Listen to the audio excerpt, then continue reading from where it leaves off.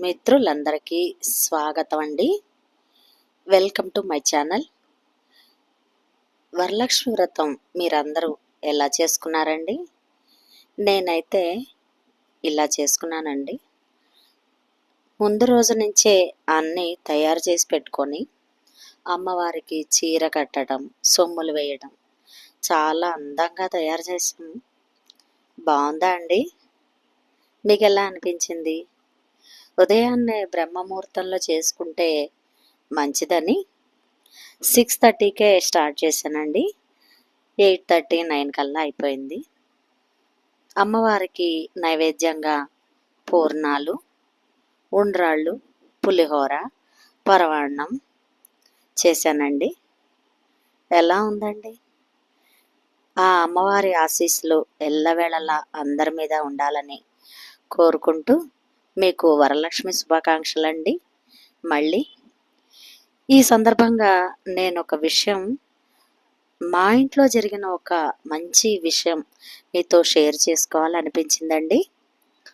అదేంటంటే సుమారు ఒక 3 ఇయర్స్ బ్యాక్ అండి, మేము ఇంట్లో పొద్దున్నే వెళ్ళిపోయామండి. ఎర్లీ మార్నింగ్ 6:30 కల్లా మేము లాక్ చేసుకుని వెళ్ళిపోయామండి. బాగా వినండి, ఎందుకంటే అమ్మవారు ఉన్నారు అన్నదానికి నిదర్శనం అండి. నేను మా ఇంట్లో ప్రత్యక్షంగా చూశాను. కొంతమంది నమ్మచ్చు, నమ్మకపోవచ్చు, కానీ అది నాకైతే చాలా నమ్మకం అండి.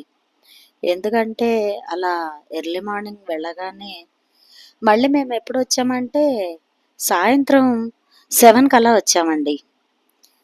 పొద్దున 6:30 నుంచి సాయంత్రం 7 అంటే మీరే ఇమాజిన్ చేసుకోండి. అయితే సాయంత్రం వచ్చి ఇట్లా లాక్ తీసి డోర్ తీయగానే మీరు నమ్మరండి, నిజంగా యథార్థంగా నేను అనుభవించాను కాబట్టి తెలుస్తుంది. ఇల్లంతా పొగలు, ధూపం వాసనండి. మీరు నమ్ముతారా? ఒక మనిషి కూడా కనబడనంత ఇల్లంతా పొగతో చుట్టుకుపోయి ఉన్నదండి.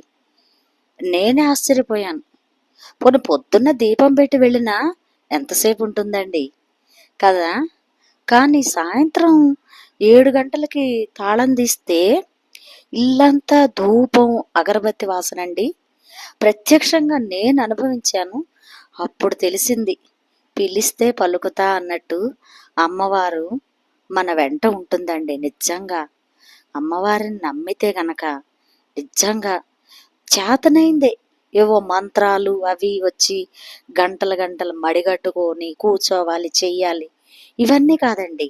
నిజానికి పామరుడు పూజ చేసిన అమ్మవారు చూస్తూనే ఉంటారండి, ఎవరైనా సరే. ఎందుకనంటే నాకెందుకో అది ఆ సన్నివేశం నేను మీతో షేర్ చేసుకోవాలనిపించింది. చాలా అండి, అలాంటివి నిదర్శనాలు మా ఇంట్లో చాలానే జరిగినాయండి. ఒకటని కాదు, చాలా చాలా ఎన్నో ప్రాబ్లమ్స్లో ఎన్నోసార్లు మేము ఫేస్ చేస్తూ ఉంటాం. చాలా క్రిటికల్ పొజిషన్స్ చివరి దాకా వస్తుందండి. అబ్బా స్వామి అనుకోగానే నిజంగా అండి మీరు నమ్మరు, ఆ ప్రాబ్లము ఇలా తీసిపెట్టినట్టుగా అయిపోతుందండి.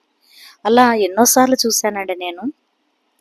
ఆరోగ్యపరంగానే కాదు, ఆర్థికంగానే కాదు, చాలా స్ట్రగుల్స్ ఫేస్ చేశామండి.